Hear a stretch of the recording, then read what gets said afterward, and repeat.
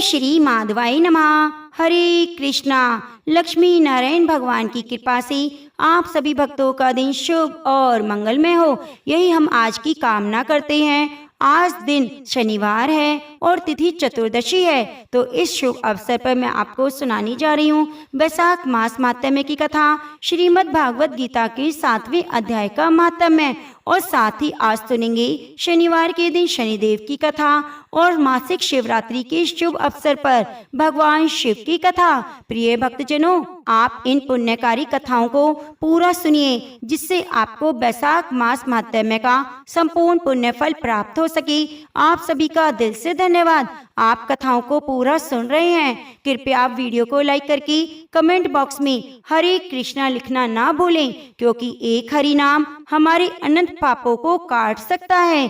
तो आइए वैशाख मास के ठाकुर का ध्यान करते हुए प्रतिदिन की तरह अपनी कथा का शुभ आरंभ करते हैं गणेश भगवान की कहानी से, क्योंकि हमें कोई भी कथा कहानी कहने से पहले गणेश भगवान की कहानी जरूर सुननी चाहिए। जय श्री गणेश।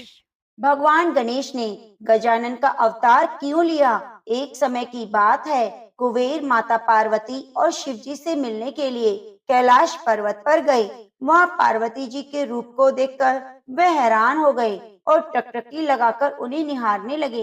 द पार्वती का ध्यान टूटा उनकी ओर गया, तो पार्वती जी को यह बात बिल्कुल भी पसंद नहीं आई। तो पार्वती जी का क्रोधित चेहरा देखकर डर के मारे कुबेर ने अपनी दृष्टि उनसे हटा ली। दृष्टि तो कुबेर ने हटा ली, पर उसके मन में लोभ उत्पन्न हो गया।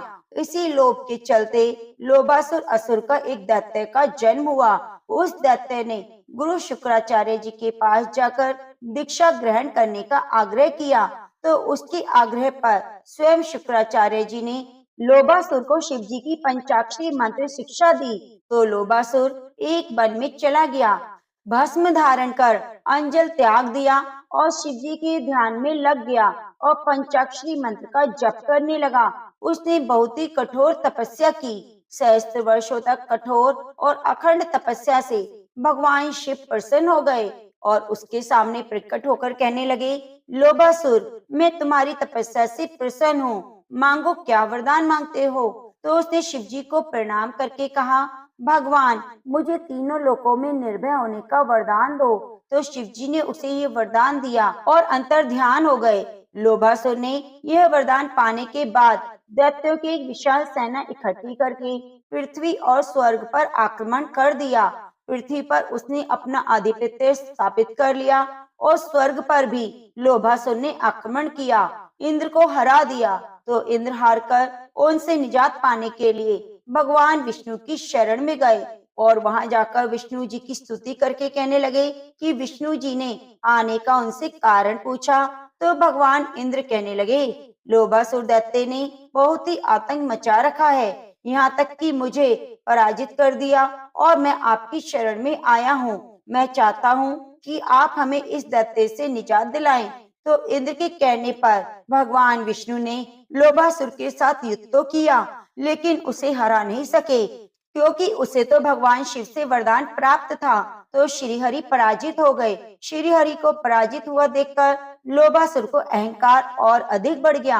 अपने अहंकार के चलते उसने शिव जी को भी कैलाश छोड़ने के लिए कह दिया और कहा कि अगर उन्होंने कैलाश नहीं छोड़ा तो मजबूरन उन्हें युद्ध करना पड़ेगा। उस दैत्य को वरदान भी भगवान भोले शंकर ने ही दिया था।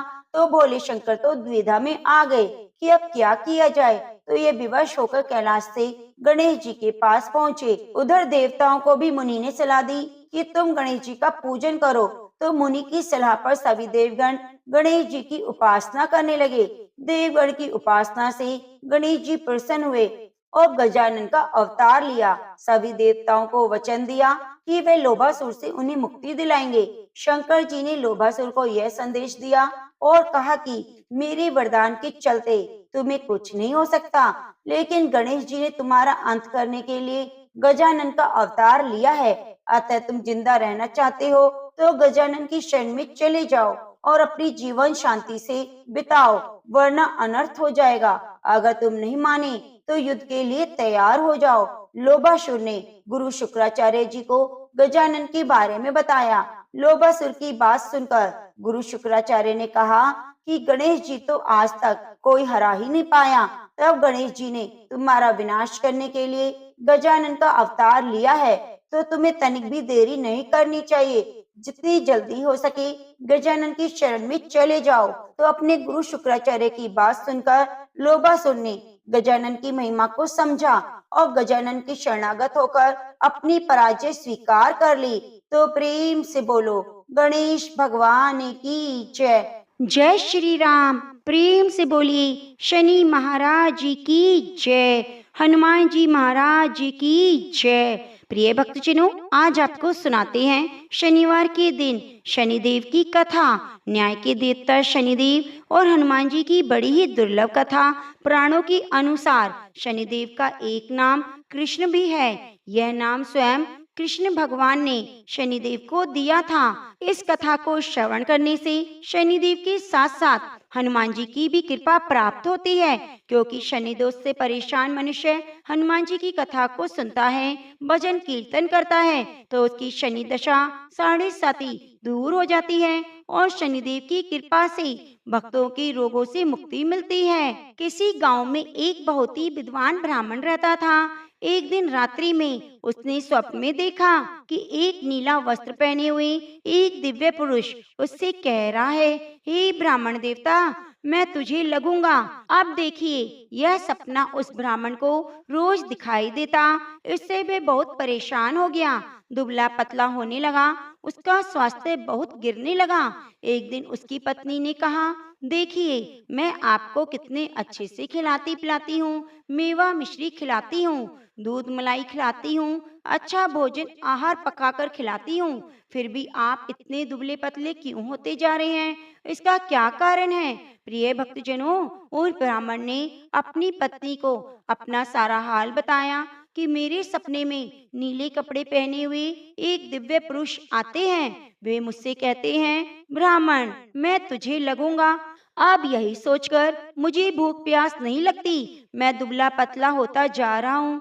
तब ब्राह्मणी ने कहा, हे पतिदेव, मुझे लगता है कि आपको शनि भगवान दर्शन देते हैं। आपके ऊपर शनि की दशा शुरू होने वाली है, इसलिए आपको वे सचेत करते हैं। अवश्य ही वे शनि महाराज हैं। अब की बार जब दिखे तो आप उनसे कहिएगा, आप मुझे सिर्फ 1.15 ही लगना। प्रिय भक्तजनों, उसी दिन जब रात्रि होती है तो ब्राह्मण फिर से सोता है और सपने में शनि भगवान दर्शन देते हैं और कहते हैं, हे ब्राह्मण, आज मैं तुम्हें लगूंगा। तब ब्राह्मण ने कहा, हे भगवान, यदि आप लगना चाहते हैं तो लग जाइए, लेकिन यह बताइए आप कितने दिनों के लिए लगेंगे? तब शनि महाराज ने कहा, हे ब्राह्मण, तुम्हारे ऊपर 7.5 शुरू होने वाली है, मैं तुम पर 7 साल के लिए लगूंगा।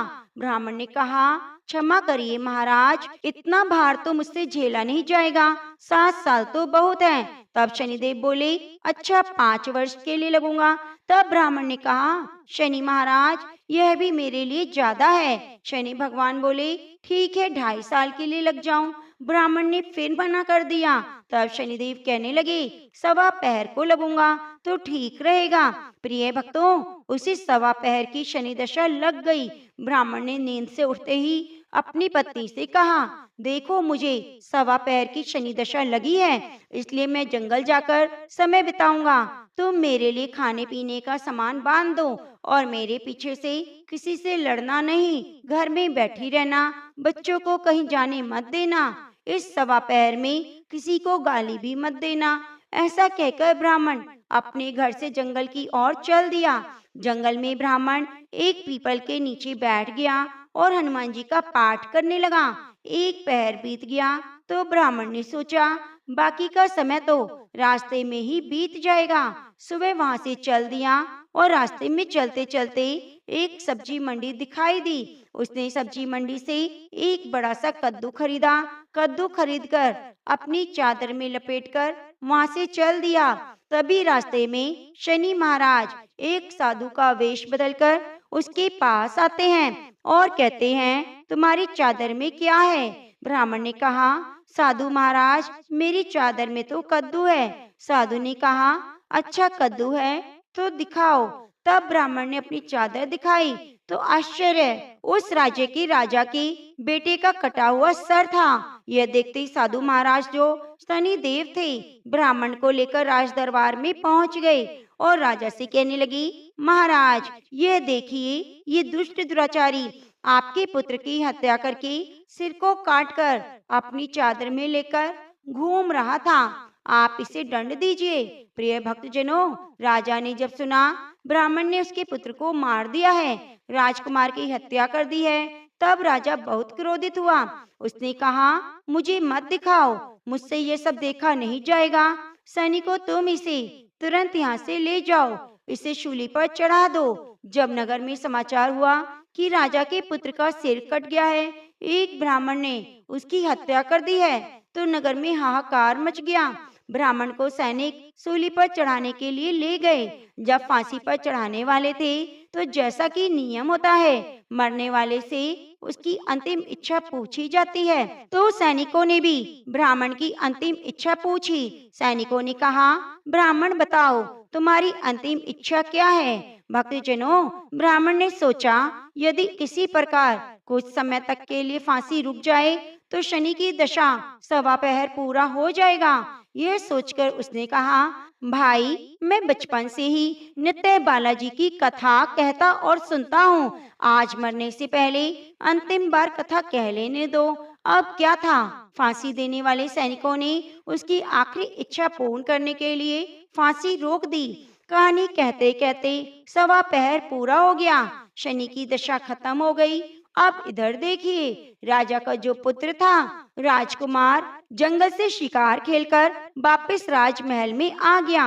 राजमहल में राजकुमार को देखते ही राजा तो बहुत खुश हुआ, लेकिन मन ही मन उसे डर भी लगने लगा कि यदि उस निर्दोष ब्राह्मण को फांसी दी जाएगी तो ब्राह्मण हत्या का दोष लग जाएगा। अब क्या था, राजा ने 2 घुड़सवारों को जल्दी से फांसी घर की तरफ दौड़ाया और ब्राह्मण को आदर सहित दरबार में आने के लिए हुक्म दिया। ब्राह्मण राज दरबार में उपस्थित हुआ तो राजा ने क्षमा याचना मांगते हुए कहा, आपके बगल में जो चादर है उसे खोलकर दिखाओ। राजा की आज्ञा अनुसार ब्राह्मण ने चादर खोली तो उसमें कद्दू था। राजा ने ब्राह्मण को बहुत सा दंड दिया और पूछा, हे ब्राह्मण देवता, मुझे समझ नहीं आया, इस सब के पीछे क्या रहस्य है? यह सब क्यों हुआ? आखिर ये सब क्या था? तब ब्राह्मण ने कहा, महाराज, मुझे सवा पहर की शनि दशा लगी थी, इसलिए सब कुछ हुआ। राजा ने कहा, हे ब्राह्मण, शनिदेव की दशा किस प्रकार टलती है? ब्राह्मण ने कहा, हे राजन, यदि राजा या सेठ को दशा लगती है तो काला हाथी या काला घोड़ा दान करे। गरीब को शनि दशा लगती है तो पीपल की पूजा करे, शनिदेव की कथा कहे, तिल तेल काली उड़द का दान करे, कुत्ते को तेल चुपड़ी रोटी खिलाए, शनि की दशा उतर जाएगी। अब देखिए, राजा ने उस ब्राह्मण को कद्दू वापस किया। अब वे घर आकर ब्राह्मण ने कद्दू अपनी पत्नी को दिया। उसकी पत्नी ने सब्जी बनाने के लिए कद्दू को काटा तो बीजों की जगह हीरे मोती निकले। तब ब्राह्मण से पूछा, पति देव, यह सब क्या है? इसमें से हीरे मोती कैसे निकल रहे हैं? इसे कहाँ से लाए आप? तब ब्राह्मण ने कहा, प्रिय, शनि की दशा लगी थी, यह कद्दू कुंवर का सिर बन गया और जब दशा उतरी तो शनि महाराज ने कैसे निहाल कर दिया, हमें माला माल कर दिया। हे शनि देवता, जिसे ब्राह्मण के शनिदेव की दशा लगी वैसे किसी पर न लगना। जिसे ब्राह्मण के धन दौलत के भंडारे भरे, वैसे कथा कहने सुनने वाले, हुंकारा भरने वाले सभी के करना। तो प्रेम से बोलिए शनिदेव की जय। प्रिय भक्तजनों, अब आइए वैशाख मास में नित्य नियम पीपल सींचने की कथा को सुनते हैं। इसके बाद सुनेंगे वैशाख मास माहात्म्य की कथा और श्रीमद् भागवत की कथा। किसी नगर में एक राजा रहा करते थे। राजा की 2 रानियां थीं। राजा की एक मुंह बोली बहन थी। जो उन्हीं के पास रहती थी। राजा अपनी मुँह बोली बहन की सारी बातें मानते। राजा की जो बड़ी रानी थी वे बड़ी ही धार्मिक थी। बैसाख के महीने में ब्रह्म मुहूर्त में उठती, स्नान ध्यान के बाद बड़ पीपल आंकड़े की पूजा करती। छोटी रानी अपनी नंद की चापलूसी किया करती, क्योंकि वह सोचती राजा अपनी मुँह बोली बहन की सारी बातें मानते हैं और मैं भी इनकी बहन को खुश रखूंगी तो राजा मुझे अधिक प्रेम करेंगे। इसी कारण जब बैसाख का महीना आया तो बड़ी रानी बड़ पीपल आंकड़ा सींचने लगी। इसके लिए उसे महल से बाहर जाना पड़ता था। छोटी रानी यह सब देखकर ननंद के पास गई और बोली, भाई साहब बड़ी रानी पता नहीं क्या जादू टोना करती है, दिन भर महल से बाहर रहती है। इस प्रकार वह बहन अपने भाई राजा के पास जाकर बोली कि भाई बड़ी रानी बड़ पीपल आंकड़े की पूजा से जादू टोना करती है, आप सारे बड़ पीपल आंकड़े को कटवा दो जिससे वह जादू टोना नहीं कर सकेगी। राजा ने अपनी बहन की बात मानकर अपने नौकर को भेजकर नगर के सारे बड़ पीपल कटवा दिए। यह सब बड़ी रानी को पता चला तो उसे बड़ा दुख हुआ। समय बीतता गया। जब दोबारा बैसाख का महीना आया तो बड़ी रानी बैसाख रविवार का व्रत करने लगी। उसने चूरमे के लड्डू बनाए। एक थाली में मोली, चावल, कुमकुम, कच्चा सूत, दीपक, गुड़, जल की झारी, मेहंदी, काजल और कपड़ा पूजा की सामग्री ली। बड़ पीपल आंकड़े की पूजा करने के लिए महल से बाहर निकल गई। पूरे नगर में घूमी किंतु कहीं भी बड़ पीपल आंकड़े का पेड़ दिखाई नहीं दिया। वे घूमते घूमते जंगल की तरफ निकल गई। वहां से उन्हें पत्थर के नीचे दबा हुआ एक छोटा सा आंकड़े का पौधा दिखाई दिया। उसे देखकर खुश हुई। वहीं बैठकर आंकड़े की पूजा करना शुरू कर दिया। घी का दीपक जलाया, आंकड़े में झारी से जल सींचा, कुमकुम, चावल, मौली, गुड़ चढ़ाकर चूरमे के लड्डू का भोग लगाया, कच्चा सूत बांधकर कपड़ा उड़ाया। रानी ने राजा और प्रजा की खुशहाली की प्रार्थना की। इसके बाद वह अपने महल में लौट आई। समय बीतता गया। राजा को शिकार खेलने का बहुत शौक था। इसी प्रकार एक दिन वे शिकार खेलने के लिए निकले। जेठ का महीना था। बहुत तेज धूप थी। कोई शिकार नहीं मिल रहा था। राजा की सेवकों के पास जो कुछ भी खाने को था वह सब खत्म हो चुका था। पीने के लिए पानी भी नहीं बचा था। तेज गर्मी में भूख और प्यास से बेहाल हो गए। राजा ने अपने सिपाहियों को आदेश दिया कि पेड़ पर चढ़कर देखो जरा आसपास कोई जल का स्रोत तो नहीं। सिपाही ने पेड़ पर चढ़कर देखा तो कुछ दूरी पर उसे पक्षी उड़ते दिखाई दिए। कुछ जानवर आसपास घूम रहे थे। फिर सिपाहियों ने राजा से कहा, हे महाराज, कुछ ही दूरी पर पशु पक्षी उड़ते दिखाई दे रहे हैं, वहाँ हमें पानी मिल सकता है। राजा अपने सिपाहियों के साथ उस स्थान पर पहुंचे। घने जंगल में आंकड़े का पेड़ और तालाब था। रानी ने जिस आंकड़े में जल सींचा, भगवान विष्णु की कृपा से वही आंकड़ा घना हो गया था और जल का तालाब बन गया था। राजा और उसके सिपाहियों ने शीतल जल पीकर अपनी प्यास बुझाई और घोड़े को भी पानी पिलाया। फिर राजा ने देखा वह आंकड़े के पेड़ के पास चूरमे के लड्डू हैं। उनको भूख लगी थी, इसलिए उन्होंने वे लड्डू खाए और अपनी भूख शांत की, परंतु चूरमा खत्म ही नहीं हुआ। उनको बड़ा आश्चर्य हुआ। सबने कहा, किसी की श्रद्धा भक्ति के पुण्य प्रताप से हमें यहाँ भोजन और पानी मिला है। फिर थोड़ी देर बाद आराम करके वे सभी महल में लौट आए। राजा ने अपनी दोनों रानियों से पूछा, तुम दोनों में से किसने आंकड़े की पूजा की? छोटी रानी ने मना कर दिया। फिर बड़ी रानी ने कहा, मैं बैसाख के महीने में बड़ पीपल आंकड़े की पूजा करती, परंतु इस बार आपने बड़ पीपल आंकड़े कटवा दिए। मुझे जंगल में छोटा सा आंकड़ा दिखाई दिया तो मैंने पूजा वहीं जाकर की। अब राजा को सद्बुद्धि आ गई। पूरे नगर में ढिंढोरा पिटवा दिया कि बैसाख के महीने में सभी श्रद्धालु अपनी श्रद्धा अनुसार बड़ पीपल आंकड़े में जल सींचे, पूजा करें, उनके सभी दुख दूर हो जाएंगे, सुख सौभाग्य ऐश्वर्य की प्राप्ति होगी। तो प्रेम से बोलिए विष्णु भगवान की जय। प्रेम से बोलिए बैसाख के ठाकुर की जय। प्रिय भक्तजनों, आपने 13वें अध्याय में सुना कि किस प्रकार से राजा कीर्तिमान की वजह से बैसाख मास का इतना अधिक महत्व हो गया और नरक बिल्कुल खाली हो गया, सभी को मोक्ष प्राप्त होने लगा। और लेकिन कलयुग में किस प्रकार से बैसाख मास का धर्म लोप हो गया। राजा एक वैन थे जो महानीच राजा हुए और जिनके पापाचार के कारण ही बैसाख धर्म का लोप हो गया। अब आइए सुनते हैं आगे की कथा क्या होता है। श्रुति देव जी बोले, हे राजन, बैसाख धर्म का पालन करते हुए जो प्राणी इस कथा को पढ़ते हैं, सुनते हैं, वे निश्चय ही बैकुंठ धाम को प्राप्त होते हैं। जो मनुष्य इसको त्याग कर अन्य कर्मों में लगते हैं, वे महान पिशाच योनि को प्राप्त कर रौरव नरक में जाते हैं। इस विषय में एक प्राचीन इतिहास सुनो। पूर्व समय में गोदावरी नदी के तट पर ब्रह्मेश्वर क्षेत्र में भगवान दुर्वासा के 2 ब्रह्मनिष्ठ शिष्य रहते थे। वे उपनिषदों और शास्त्रों के ज्ञाता थे। वे भिक्षाटन करके अपनी उदर पूर्ति करते थे और पर्वत की गुफा में रहते हुए अपने समय को काटते थे। वे दोनों सत्यनिष्ठ तपोनिष्ठ नाम से विख्यात थे। सत्यनिष्ठ सदैव भगवान की कथा सुनने और सुनाने में तत्पर रहता। वे कथा के लिए सभी कर्मों का त्याग कर देता। कथा श्रवण किए बिना वे अन्न ग्रहण नहीं करता। जो लोग इस प्रकार का आचरण करते हैं वे धन्य हैं। उनको जन्म की बंधन नहीं व्यापते। भगवत चरणों में प्रीति होती है। आत्मा को बल प्राप्त होता है।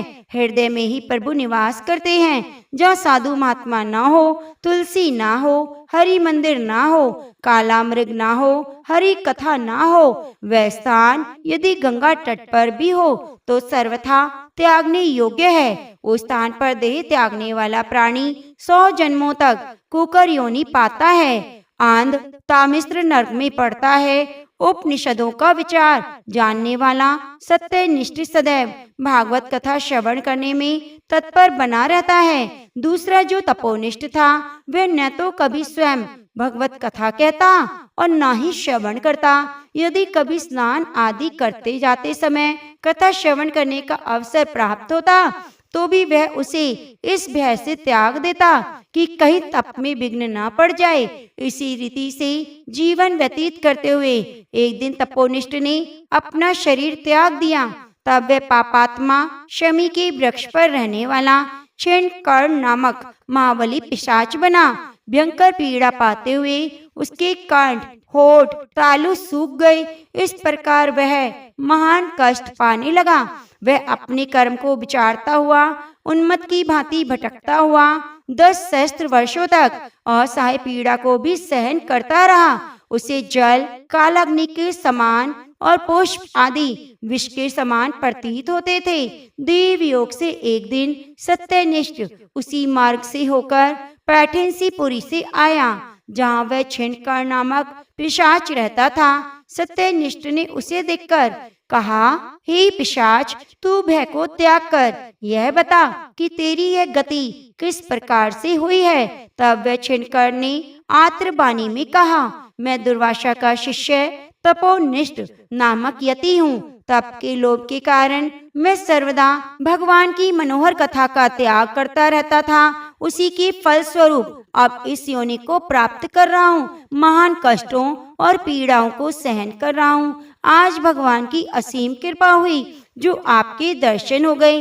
ऐसा कह वह क्षीणकर्ण त्राहि त्राहि कर विलाप करता हुआ चरणों में गिर पड़ा। तब सत्यनिष्ठ ने दया करके उसे उठाया और फिर भगवान के चरणों का ध्यान करके अपने स्वकृत पुण्य और बैसाख महात्म्य को क्षण भर श्रवण करने का फल भी उसे दे दिया। फलतः उसकी पाप तुरंत नष्ट हो गए और वह दिव्य देह को प्राप्त कर सत्यनिष्ठ को प्रणाम करके दिव्य विमान में बैठ विष्णु लोक को चला गया। श्रुति देव जी बोले, हे नृपश्रेष्ठ, भगवान विष्णु की मनोहर कथा शुभ फल देने वाली है। इसके श्रवण मात्र से ही समस्त श्रेष्ठ तीर्थों, श्रेष्ठ यज्ञों और श्रेष्ठ दानों के फलों की प्राप्ति होती है। सभी पाप नष्ट हो जाते हैं, इसमें कोई भी संदेह नहीं है। हे नृपश्रेष्ठ, मैं तुम्हें हरि की एक बहुत ही पुण्य पावन कथा को सुनाता हूँ। तुम इसे ध्यान पूर्वक सुनो। एक बार गोकुल के पास कहीं एक गांव में एक महिला रहा करती थी। उस महिला का नाम था आनंदी बाई। वह महिला देखने में इतनी कुरूप, इतनी भद्दी थी कि लोग उसे देखकर डर जाया करते। समय बीतता गया, गोकुल नगरी में उसका विवाह हो गया। विवाह से पहले आनंदी बाई के पति ने उसे देखा नहीं था, क्योंकि पहले के जमाने में लोग विवाह से पहले एक दूसरे को नहीं देखते थे। बिना देखे ही ब्याह तय हो जाता था और ब्याह के बाद ही एक दूसरे को देख पाते। ये कहानी भी उसी समय की है। तो ब्याह से पहले आनंदी बाई के पति ने भी उन्हें देखा नहीं था। अगर वह उसे देख लेता तो शायद वह विवाह नहीं करता। विवाह के बाद जब उसके पति ने उसे देखा तो क्रूरता के कारण उसने उसे पत्नी के रूप में स्वीकार नहीं किया और उसे छोड़ दिया। उसने अपना दूसरा विवाह कर लिया। आनंदी बाई अपनी इस क्रूरता के कारण बहुत अपमानित हुई, बहुत दुखी हुई, लेकिन उसने इस अपमान को मन में ही दबा लिया और निश्चय किया, अब तो मैं गोकुल को ही अपना ससुराल बनाऊंगी। क्योंकि हुआ तो विवाह उनका गोकुल में ही था, वह गोकुल छोड़कर नहीं जाना चाहती थी। अब आनंदी बाई अकेली ही गोकुल धाम में एक छोटे से कमरे में रहने लगी। आनंदी बाई उस छोटे से कमरे में ही कृष्ण भगवान का मंदिर बनाकर भक्ति में लीन रहने लगी। कान्हा जी की भक्ति में खूब व्यस्त रहती। सुबह शाम घर में विराजमान कान्हा जी की मूर्ति के साथ बातें किया करती। कान्हा जी कभी कभी रूठ जाते तो उन्हें मना लिया करती। इस तरह से कान्हा जी और आनंदी बाई के बीच में संवाद चलता रहता और कान्हा जी के गुणगान गाया करती। पूरी तरह से उसने साधु संतों की तरह ही जीवन बिताना शुरू कर दिया। अब वह दिन भर गोकुल धाम में आने वाले साधु संतों की सेवा करने लगी और दिन भर सत्संग सुनती रहती। और आप सभी जानते हैं कि साधु संगों का संग तो बड़ी किस्मत से मिलता है। साधु संग की अगर वाणी भी आपके कानों में पड़ जाए तो कहते हैं उनसे भी हर प्रकार के पाप नष्ट हो जाते हैं। इसी तरह से आनंदी बाई का जीवन तो साधु संतों की सेवा और कान्हा जी की भक्ति में बीतने लगा। दिन रात वह इसी तरह भक्ति में मग्न रहने लगी। एक दिन की बात है, गोकुल धाम में गोपेश्वर नामक जगह पर भगवान श्री कृष्ण की लीला का आयोजन चल रहा था। कान्हा जी की नगरी है, उनकी बाल लीलाओं का होना तो वहाँ पर तय था। आयोजन होता रहा, इसलिए उस जगह पर अलग अलग पात्रों का चयन हो रहा था। जब भी लीलाएं दर्शाई जाती तो कई सारे पात्र उसमें भाग लेते। अब संयोग से जब पात्रों का चयन हो रहा था उस समय आनंदी बाई भी वहाँ उपस्थित थी।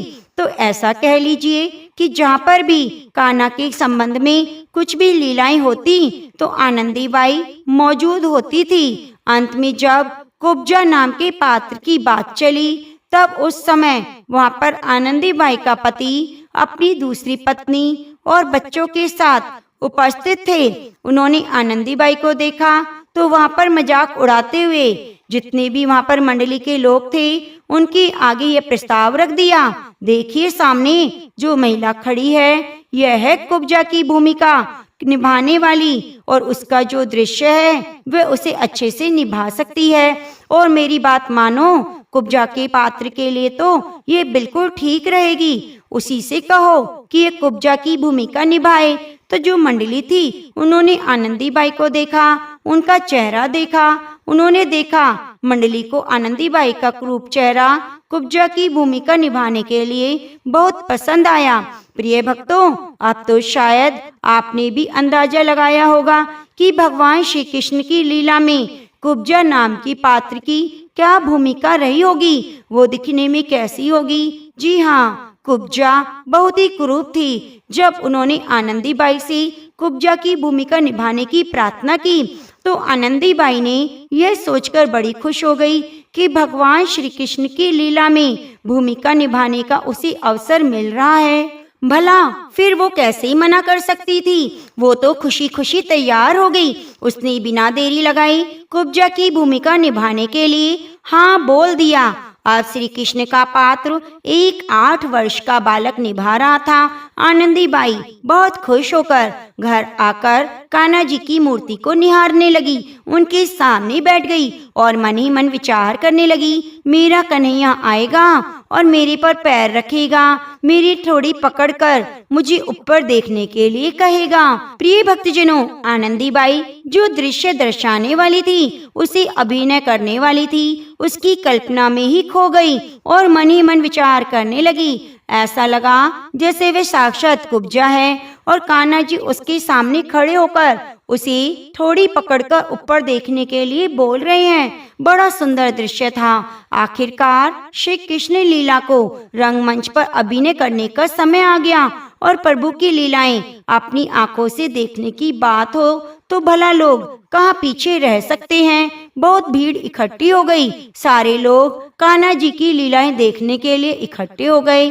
श्री कृष्ण जी मथुरा गमन का प्रसंग चल रहा था। जब उन्होंने मथुरा जाने की तैयारी की तो आप जानते हैं मथुरा क्यों गए थे, क्योंकि उन्हें कंस का वध करना था। और जब नगर के राजमार्गों से श्री कृष्ण भगवान गुजर रहे थे तो सभी गोप गोपियां बड़ी उदास थे, बहुत दुखी थे। कान्हा छोड़कर मथुरा जा रहे थे। वो तो एक क्षण के लिए भी उनका वियोग सहन नहीं कर सकती थी। तभी रास्ते में उन्हें कुब्जा मिली। 8 वर्षीय बालिका जो कान्हा जी का रोल निभा रही थी, उसने कुब्जा बनी आनंदी बाई का पैर पर पैर रखा और थोड़ी पकड़कर ऊंचा कर दिया, क्योंकि यह अभिनय होना था जो कि पहले से तय था। लेकिन कैसा चमत्कार! कुब्जा जो बहुत कुरूप थी, एकदम उस बालक के स्पर्श करते ही सामान्य नारी के समान बदल गई। उसकी कुरूपता एक क्षण में दूर हो गई और वहां उपस्थित सभी लोगों ने इस दृश्य को आंखों से देखा। हर कोई वहां हैरान था, ये कैसे संभव हो सकता है। आनंदी बाई की कुरूपता का तो पता सभी को था, लेकिन देखते ही देखते उसकी कुरूपता बिल्कुल गायब हो गई।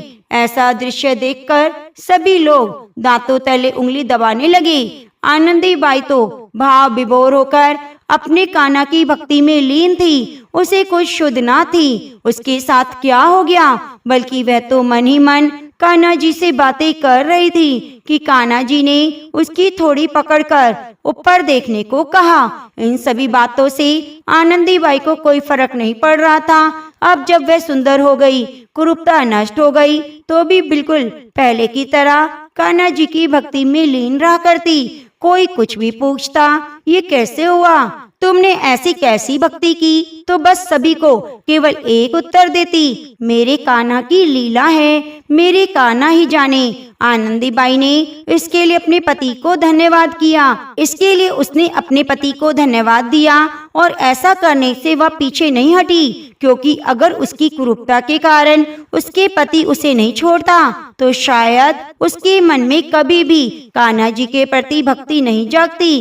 कृष्ण लीला में कुब्जा के पात्र के चयन के लिए उसका नाम भी तो उसके पति ने ही लिखवाया था और उसके लिए वे अपने पति को दिल से आभार व्यक्त करती है। आनंदी बाई हमेशा अपने पति और कृष्ण को धन्यवाद देती। जिस पति को जिसने कुरूपता के कारण उसे त्याग दिया, दूसरा विवाह कर लिया, उसके साथ बड़ी खुशी खुशी रहा करता था। लेकिन आनंदी बाई को इससे कोई मतलब नहीं था। उसने तो अपने आराध्य देव के दर्शन हो जाने थे। प्रिय भक्तजनों, आप देखिए भगवान की ये जो कथाएं हैं, ये हमारे जीवन में बहुत कुछ सीख देकर जाती हैं। जब भी हम कुछ पढ़ते हैं, सुनते हैं, इस तरह के चमत्कारों की कहानियां सुनते हैं, तो एक बात ध्यान रखनी चाहिए कि स्थितियां परिस्थितियां चाहे कैसे भी हों, समय हमारे विपरीत हो, हमारे जीवन में चाहे भले सुख आए दुख आए, हमेशा हमारे मन में भगवान के प्रति एक जैसी भक्ति रहनी चाहिए। जीवन में चाहे कितनी भी खुशियां मिल जाएं,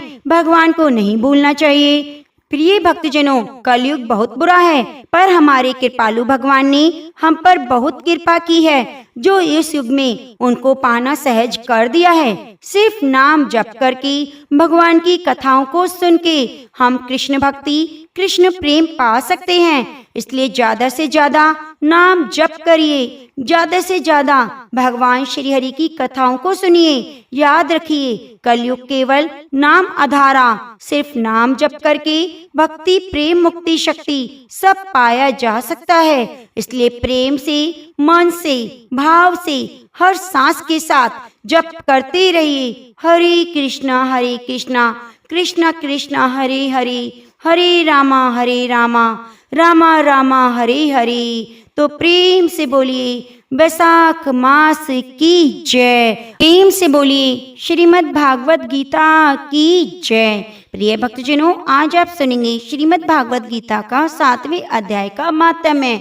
अभी तक आपने 6ठे अध्याय तक माहात्म्य और सार नहीं सुने तो कृपया चैनल पर जरूर सुन लीजिए बैसाख मास माहात्म्य की कथाओं में, क्योंकि जिससे आपको संपूर्ण श्रीमद् भागवत गीता और बैसाख मास माहात्म्य का पूर्ण फल प्राप्त हो सके।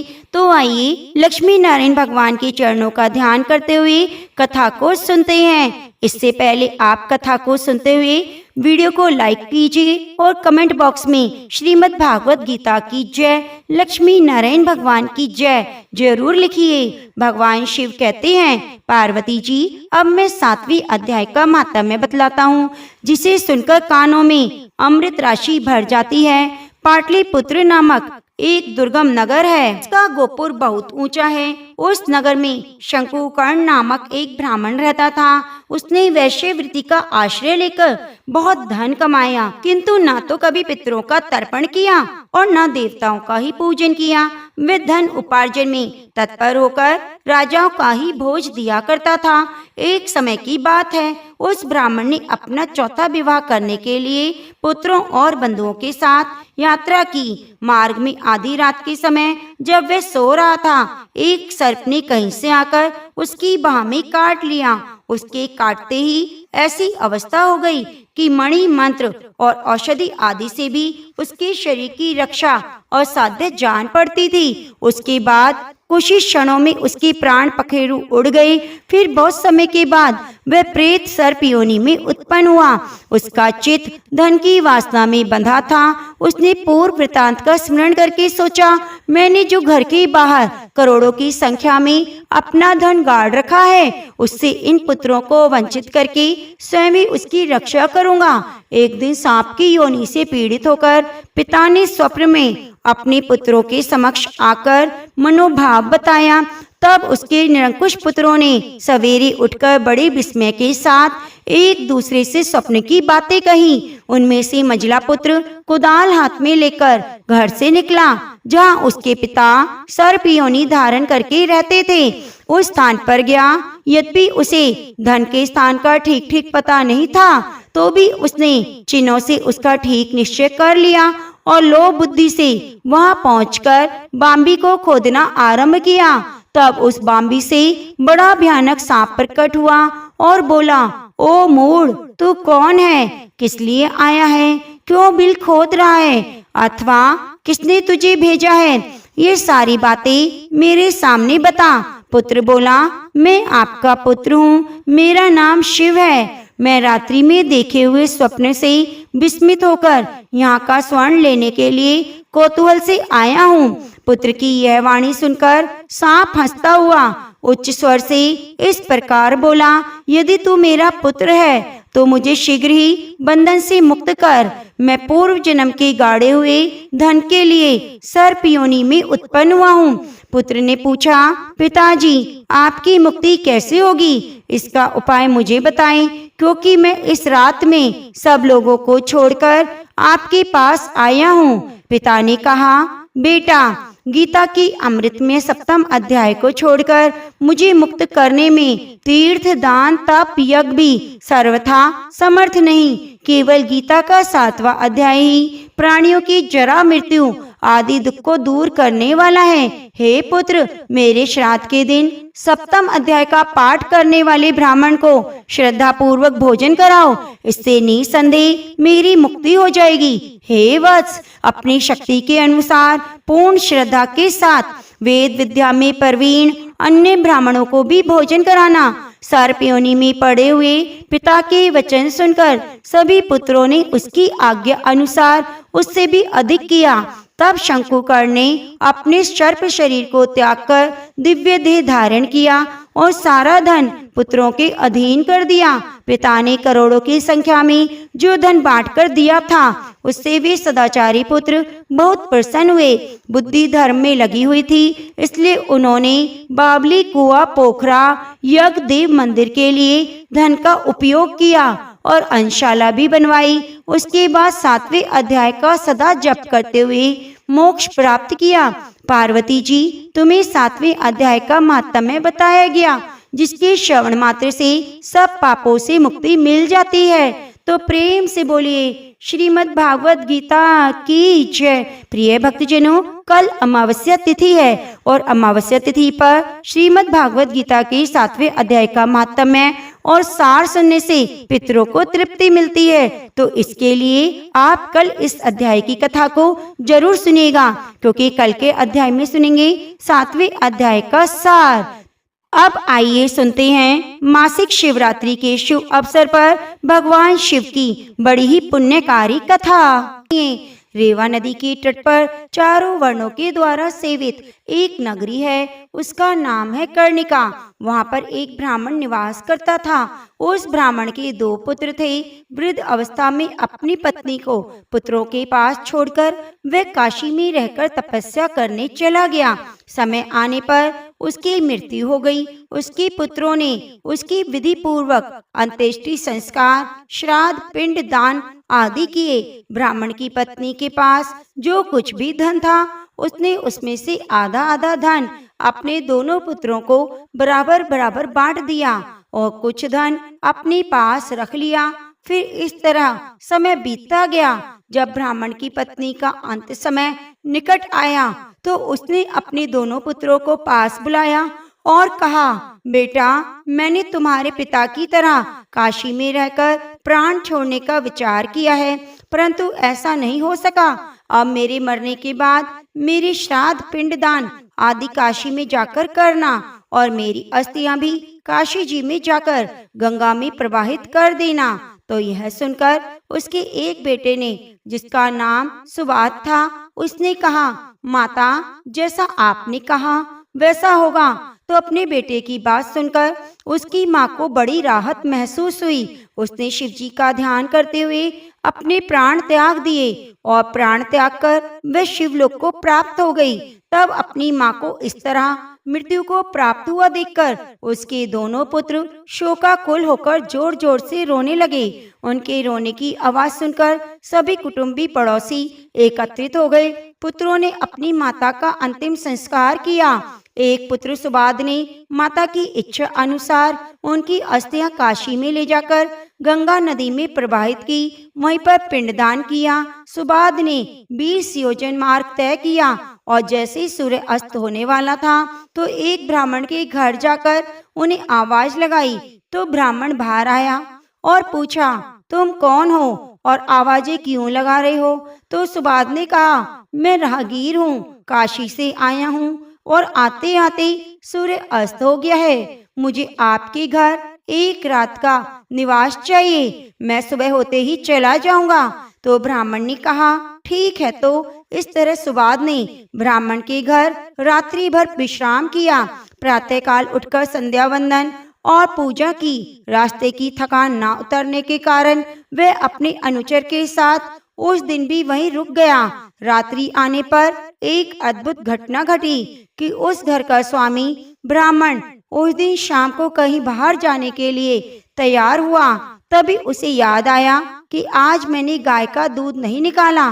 तो उसने अपनी पत्नी को आवाज लगाई और कहा, बाल्टी लेकर आओ, बछड़े को छोड़ दो, गाय का दूध निकाल देता हूँ। तो अपने पति की बात सुनकर उसकी पत्नी बाल्टी लेकर आई। बाल्टी अपने पति को पकड़ाकर बछड़ा खोलकर गाय के पास गई और जल्दी से बछड़े को वापस बांध दिया। यही सोचकर कि बछड़ा कहीं अधिक दूध ना पी जाए, तो जबरदस्ती बछड़े को गाय के थनों से हटा दिया। इससे बछड़ा खूब उछल कूद करने लगा। ब्राह्मण के अधिक रोकने के प्रयत्न के बाद भी उसके पांव में ठोकर लग गई। तो यह देखकर ब्राह्मण को बहुत गुस्सा आया और उसने बछड़े को खूब मारा और गाय का दूध निकालकर अपने काम के लिए बाहर चला गया।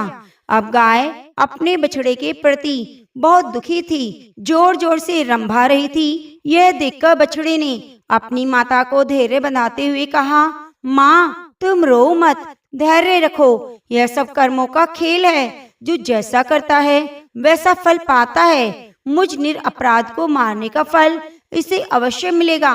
तो बछड़े की बात सुनकर गाय शोकाकुल होकर रोने लगी कि मैं बहुत अभागिन हूँ। मुझे तभी शांति मिलेगी जब मैं इस ब्राह्मण से बदला ले लूंगी। मेरी तरह यह भी दुख भोगेगा।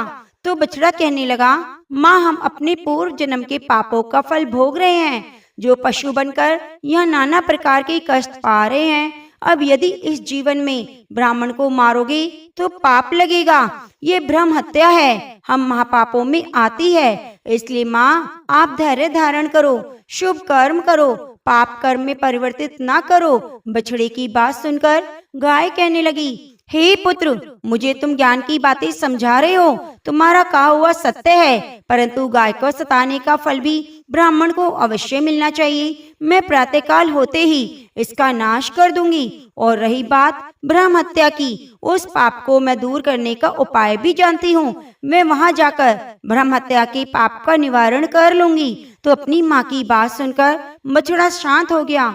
उधर ब्राह्मण जो अपनी माता की अस्थियां काशी ले जा रहा था, वे गाय और बछड़े की बात सुन रहा था। उसने सोचा, मैं प्रातःकाल देखूंगा कि गाय किस प्रकार ब्राह्मण से बदला लेती है और किस प्रकार स्वर्ग या नरक लोक में जाकर ब्रह्म हत्या के पाप को दूर करती है। तो सुबह होते ही घर के स्वामी ने अपने पुत्र से कहा, बेटा मुझे एक जरूरी काम से जाना है, इसलिए तुम गाय का दूध निकाल लेना। इस प्रकार कहकर ब्राह्मण तो घर से बाहर चला गया और ब्राह्मण के पुत्र ने खूंटे से बछड़े को खोला और गाय का दूध निकालने की तैयारी करने लगा। उसकी माता भी वहां पहुंच गई और रात्रि की तरह ब्राह्मण का पुत्र भी बछड़े की पिटाई करने लगा। यह देखकर गाय को गुस्सा आ गया। उसने अपने दोनों सिंगों से ब्राह्मण के बेटे की बगल में वार किया, जिससे वह बेहोश होकर पृथ्वी पर गिर पड़ा।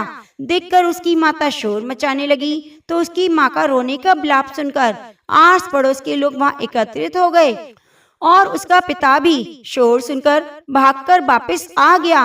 वह अपने पुत्र को बेहोश देखकर रोने लगा। थोड़े समय के बाद बच्चे के प्राण निकल गए। चारों ओर हाहाकार मच गया। ब्राह्मण बहुत दुखी हुआ, साथ ही गाय पर गुस्सा भी आ रहा था। तो उसने क्रोधवश एक डंडा उठाया और गाय को पीट पीट कर घर के बाहर निकाल दिया। गाय का बछड़ा भी अपनी माँ के पीछे पीछे चल दिया। ब्रह्म हत्या के कारण गाय का सफेद रंग काला हो गया। यह देखकर सारे लोग हैरान हो गए। यह देखकर सुबाद भी बहुत ही आश्चर्यचकित था। वे चुपचाप खड़ा होकर गाय और बछड़े के पीछे पीछे चल दिया। धीरे धीरे गाय नर्मदा नदी के तट पर पहुंच गई, जहां नंदकेश्वर विराजमान थे। गाय नर्मदा के जल में घुस गई। उसने जल में कई गोते लगाए और काला रंग धुलकर फिर से सफेद हो गया। सुबाद गाय के रंग को देखकर बहुत ही हैरान हुआ। वह नित्य कर्म से निपटकर काशी को चल पड़ा। गाय भी अपने पूर्व स्थान को चली गई।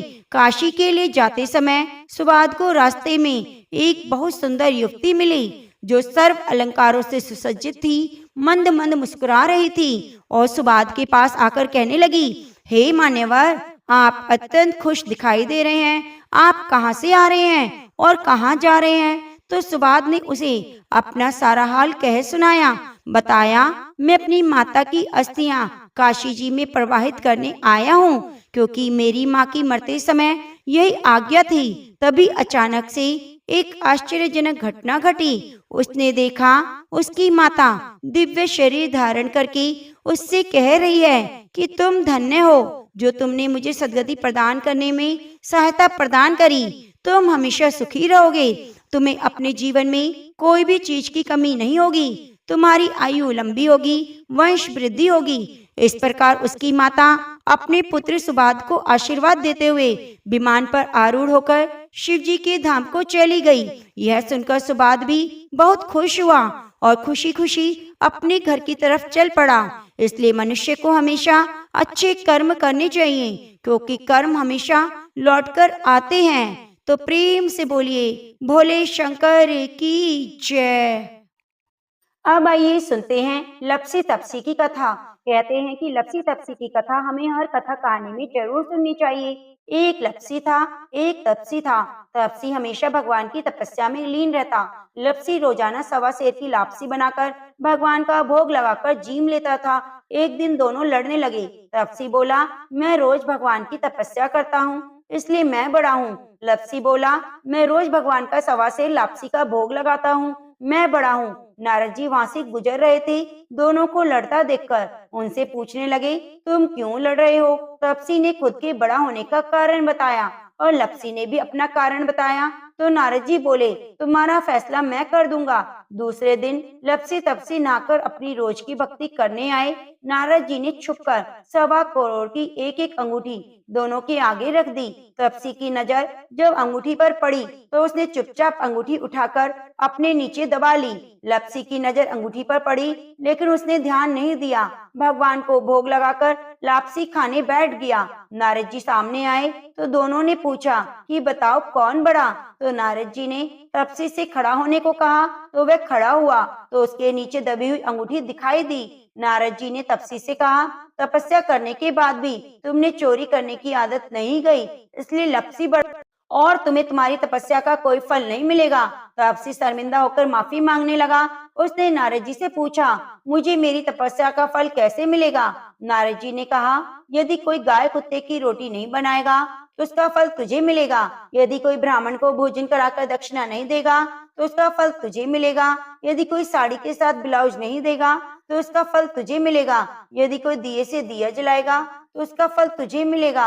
यदि कोई सारी कहानी कहकर तुम्हारी कहानी नहीं सुनेगा तो उस कथा कहानी का फल तुम्हें मिलेगा।